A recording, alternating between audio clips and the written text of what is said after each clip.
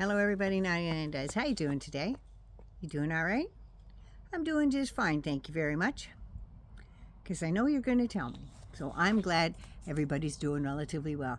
I just finished doing a bunch of yard work and then I ran out of bullets. I had no power left in either one of my batteries for my leaf blower or my weed whacker. So I'm going to sit and talk to you. I want to talk about I know you know most of this, but I found some more stuff. Some of this is going to be on the budget. The big bastardly bill. Yeah. I know that this is new, but the mango moose knuckle is an erotic fat man who's just fine to sit back and eat his KFC chicken leg with ketchup and just sit back and watch all the people who believed in his bullshit go down the toilet. If you're new to my channel, give us a thumbs up. Love me, like me, share me, and don't forget to subscribe. My hangers on, you know I love you. You're the reason why I'm still here. Just saying. So yeah, remember when Hurricane Helene blew through? North Carolina was decimated. The roads and everything collapsed so bad and were washed out so bad that they had to use mules to pack up supplies and bring it up into the more mountainous, I don't know, up in the hills. I don't know. Let's just go with that, shall we? But within a day or 2 days, the mango moose knuckle decided he'd blow into town too. And he told all those people whose lives had just been decimated and devastated beyond. They had no homes. They didn't even have pictures or mementos left over. Everything was gone. They had nothing but just the hope that their government would provide the assistance as they always have after these storms. And they knew it was coming, and they knew it was already there. They knew the storm was coming because the weather service was telling everybody like 4 or 5 days before. Won't have that opportunity soon because I think Trump's getting rid of that too. But they knew it was coming, so Joe and Kamala sent FEMA and giant advance teams to start helping people get ready to leave and to put up as much resistance to this hurricane as they could. They sent in like over 6,000 military. Joe and Kamala they sent in the National Guard to start evacuating people and helping seniors and stuff to get out of nursing homes and all that stuff and bringing in supplies. And Canadians were down there lending a hand too, free of charge, just saying. And just purely for a photo op, because only he could fix this, he told those poor people that Joe Biden isn't helping because FEMA has run out of money. And the Biden-Harris administration is giving all their recovery money to illegal aliens. So when he gets in, he said, he will guarantee all the cities, towns, and districts in all the states hit by a near Category 5 hurricane that he will, and I quote, I will support total, complete, and completely rebuild every region and town and city that was devastated by the hurricane, and I will slash through every bureaucratic barrier that you are having already and having problems with right now. And I understand pretty badly because Biden gave your money to the illegal aliens. Well, that was all bullshit. Why FEMA isn't hooked up with Homeland Security is beyond me, but I guess it's not going to matter if FEMA isn't going to be around. And all he does is basically charge the taxpayer for everything he does. It's all coming out of your pocket. Because he showed up with a huge detail that day, funded by you. He had a work crew come in and clean up this whole area that he was going to be in, and posed in front of a totally devastated home. So he could look fat, dumb, and stupid as always and lie his ass off to folks that have just lost everything they own. He really is a huge loser. You know, that's one thing his dad told him. You can be anything, Donnie, just please don't be a loser. Guess who's a loser?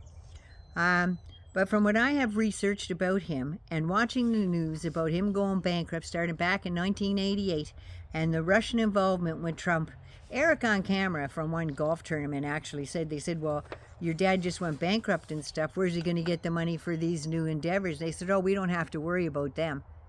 Russia gives us everything we need, he says. Yeah. So as soon as Donald Trump was president again, 2024, he cut FEMA so drastically that nobody that's left in FEMA anymore knows anything about anything. States like North Carolina, who just sent off another note because they still need cleanup from Helene, got no reply. Georgia and Florida, they're left hanging too. There's no cleanup details for them. But you know where there would be cleanup details for? Fort Pierce, Palm Beach, Worth Avenue. Yeah. Trump Doral, Trump National Jupiter. Yeah, they'd have cleanup there in a heartbeat. Then 3 weeks ago, 9 tornadoes ripped through Arkansas.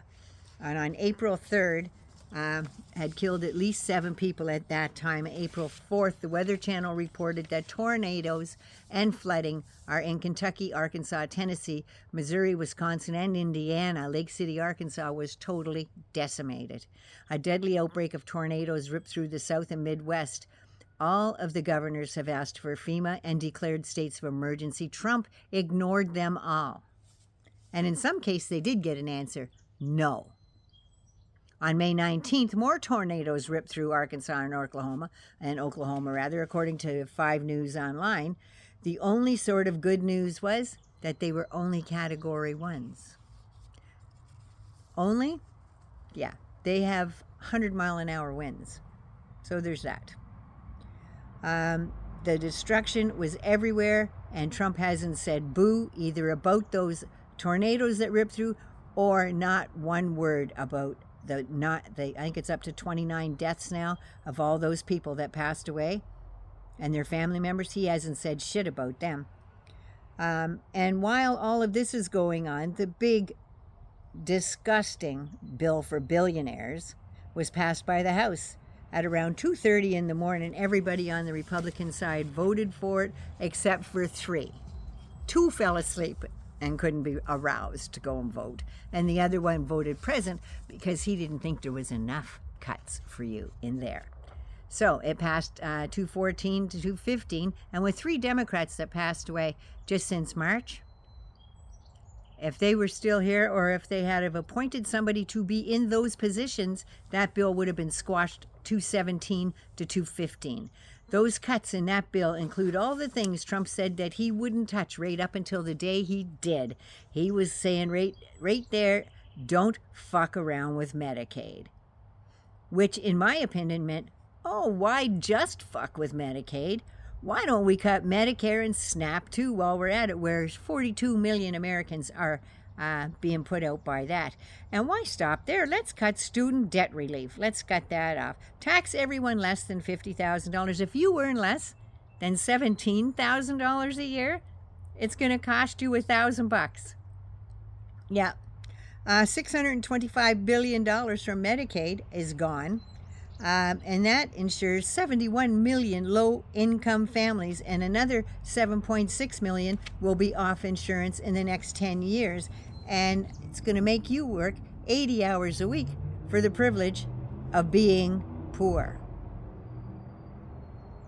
Better hope there's some work in your town, because like I said in my other video, there's no buses and no transportation. Not like you can afford an Uber.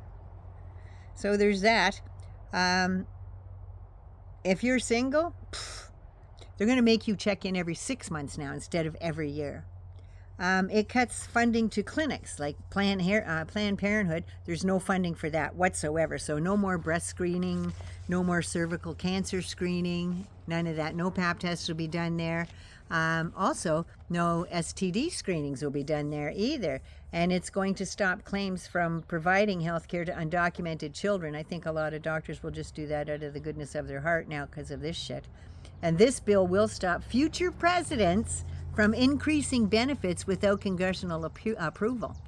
Tax cuts from 2017 expire soon, so that's why this bill had to get through now, making these billionaire tax cuts permanent. Yes. But tips won't be taxed. But here's a funny thing about tips that you might not know. When you go to a restaurant and you pay, what do you use? Use your credit card, right? You use your debit card or you tap, right? Well, guess what? Those tips that you're not going to be taxed on, they're cash tips. And not many people do that. And I think somewhere in the code it says that people had to earn up to $32,000 a year to get their taxes off of their tips. Not many people are doing that. Not when a server's wage is still $2.35 an hour. That's not going to happen. The service industry, like waitresses, will have their taxes raised, and they will probably pay $1,350 more a year. The child tax benefit is going up to $2,500. That's good, right? But that's only for 3 years while the moose knuckle's still in power. After that, it'll go back down to the $2,000. Are you over 65? You can deduct an additional $4,000 if you make less than $75,000 or $150,000 with a joint return. And if you can afford a car, this bill will allow you to deduct up to $10,000 on car loan payments. But it is only temporary. None of this stuff is permanent. This is only temporary. And if that car is made entirely in the United States of America, you get that benefit. But guess what? I'm going to say, to be frugal here, let's say 35% of that vehicle is made from Canada or Mexico. You're not getting that benefit. There is no vehicle in the United States that is 100% American owned. There's not. They all have to get a part from somewhere. So the short answer is, I guess we're going to scrub that one. Another cut is the green energy credits that will begin 60 days after this bill gets passed. So that means if you want to use solar panels or any other green energy thing, like redoing your windows and doors so they're more energy efficient, buy energy efficient appliances and stuff like that, you're not going to get anything from that anymore. They scrubbed that. They don't like green. Gone too are the $7,500 tax credit for electric cars. Woo! Leon's going to be pissed no matter where they're made. It doesn't matter whether they're 100% American or not. Oh, and they will steal all the unspent money for hundreds of grants and loans. And the Energy Department and Environmental Protection Agency are going to delay methane fees for oil and gas companies, repeal rules that are encouraging the adoption of electric vehicles. So all that stuff has gone out the window. So anything, grants and stuff from the Energy Department and the EPA, they're going to keep all that money that was granted out and approved by Congress. They're going to keep it. But he can throw himself a big goddamn parade. He's using the excuse of the Army's 250th birthday. But no, he's going to throw his own big Army Trump's birthday parade in D.C. Because it's the 250th anniversary and Trump's birthday. You have to have them all in there. Got to say it 3 times to make it so and make people think of it. And he's going to gift himself in true dictator fashion, complete with all the bunting and gaudy gold reviewing stands that he can put together, so he can stand there in his MAGA uniform with his blue shirt, white shirt, red tie long enough to cover his sweaty balls, and his old Chinese-made Make America Great Again hat on, because he's not going to take it off if he salutes, and salute the troops in grand style, and it will be complete with serving and retired members.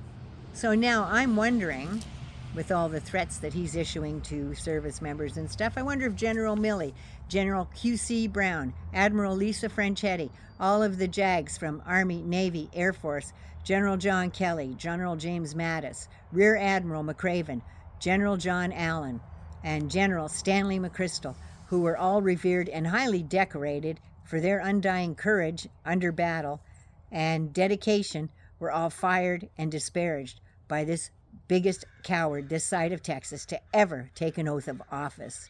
Will they attend the Army's 250th birthday anniversary? Will they? Will they attend, or will they be arrested and removed? He is taking so much from the American people, and just over 4 months now he's taken so much, and he's going to charge the taxpayers for this parade. It's going to cost almost $50 million because he added 25 more tanks to the show. All the JP4 fuel for the massive flyovers he has planned, all the personnel and security, the cleanup, all the police officers and stuff that'll be crowd watching and stuff, all to soothe his vanity and his ego. Never mind the additional cost of repairing all those friggin' roads, because those tanks are going to chew the shit out of the roads, especially along the Beltway and stuff. It will cost millions because of the weight of those friggin' beasts. And not just that, the tracks, just driving without stopping and starting, just driving, are going to leave big ruts in the asphalt. When it comes to turning and braking, there's going to be cracking, and the gravel or concrete foundations will be shook. And some roads, especially older ones, are going to have to be totally reconstructed. But the Army budget says they'll cover the damage. I guess out of that $1.1 trillion friggin' budget that the military's getting. So I just want to say, I hope your birthday's the worst one ever. I hope it pisses down rain and all the aircraft are grounded. And I hope they do chew the shit out of every single road in Washington, D.C. so you can look like the arsehole you are. Happy birthday, you maniacal bastard. I really do. Hope nothing good for you. I really do, you egocentrical asshole. Naughty Nan loves the rest of you. Please be good, be safe, and please be good to you first. Don't forget to subscribe. I love you, hangers on. Take care of you.